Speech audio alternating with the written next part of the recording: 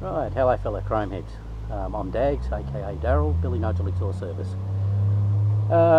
Finally I've got around to getting this thing recorded so I can show you the new exhaust system on the CL. If you've stumbled across this video and you're not a chrome head, what you need to do is go to chromeheads.org, log in, join up.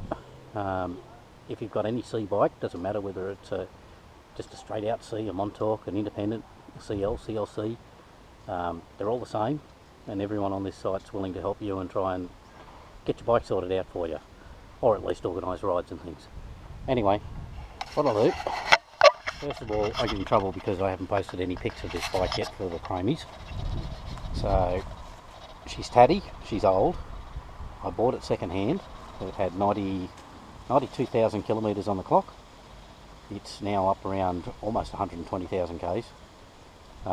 It was very neglected. It had no, sorry, grandkids coming into the frame here, and they're not meant to. I've told them to stay away for a minute. Okay, it's had very little maintenance all its life. When I got it, it hadn't had a service for almost 30,000 k's. Done little bits and pieces to it. There's some things I can't be bothered doing, as in the chrome is peeling off. One day I'll get carried away and I'll actually get it all stripped down, and I'll probably have it ceramic coated, not chromed, mainly because chrome's crap.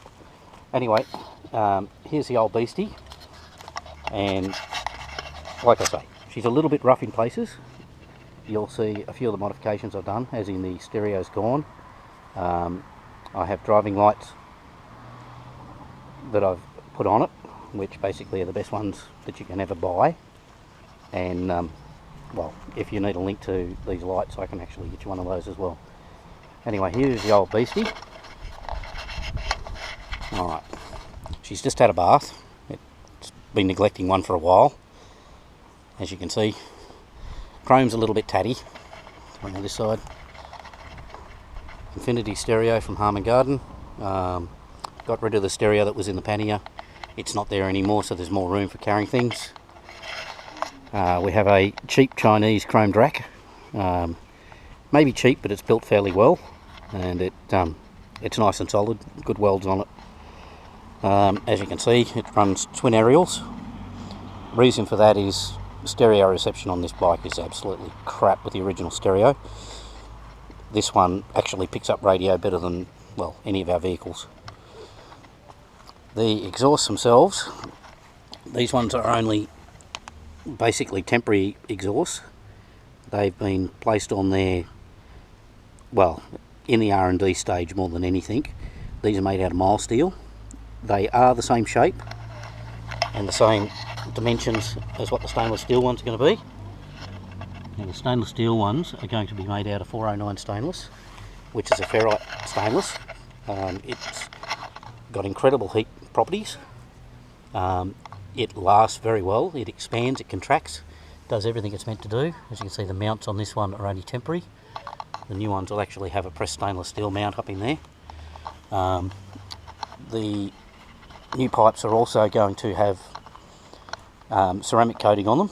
Now, they'll either come in black. This is only black paint on these, and as you can see, it's not a very good black paint. It was just done very temporary to get it on the road.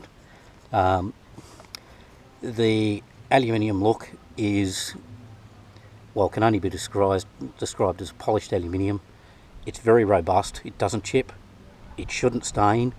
It doesn't need polishing. All you have to do is wash it. As you can see, the original guards fit without any problem at all. I'll duck around the front here. These are the little driving lights that we have on here. As you can see, they're very small. These ones are 6,000 lumens. The new ones that are on the market at the moment are now 7,000 lumens. Basically the same as aircraft landing lights. Very strong.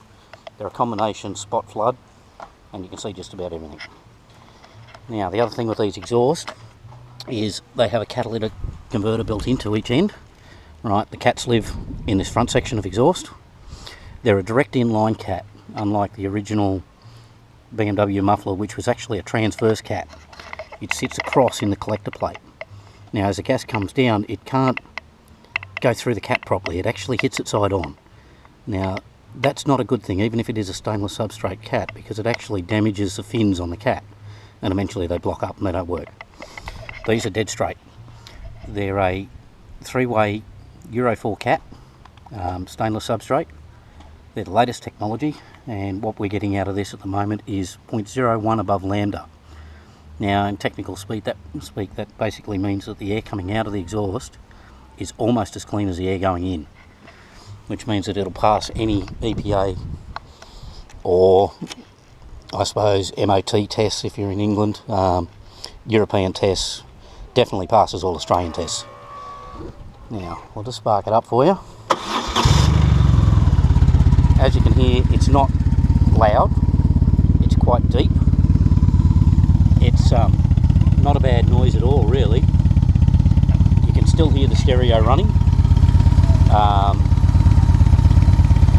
little flick of that, just to let you know that the stereo still works. And moments in music.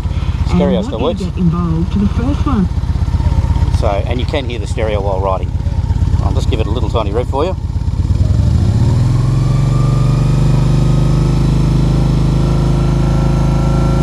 Now,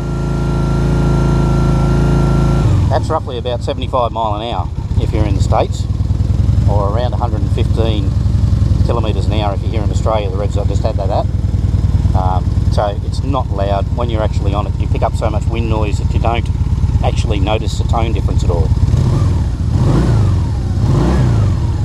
It's a nice deep tone, much nicer than the horrible rattle that we've had out of the original systems, and it isn't raspy. Let's shut that down for you. Flip it back around again. It's nice and deep, I suppose is the best way of putting it. It's not a raspy noise, it's clean, it's crisp. There's no popping or farting on back off. So far, very happy with the way the system works. I won't go and make any silly claims and say that this is a sports exhaust that's going to give you extra power, because I haven't had a dyno. Now, I can explain that the torque curve has changed. It has got slightly more torque at slightly lower revs. It doesn't appear to have affected the horsepower of the unit at all. It still runs exactly the same. And anyway, that's about all from me for now. With any luck, I'll see the fellow Chromies down in Molong in about another 3 weeks. If work goes well. If work ends up too busy, I'll probably won't see you. But anyway, thanks for watching, and if you're interested in one of these exhausts, just give me a call. Go to chromeheads.org.com. Or .org, no .com, okay? Alright, thank you.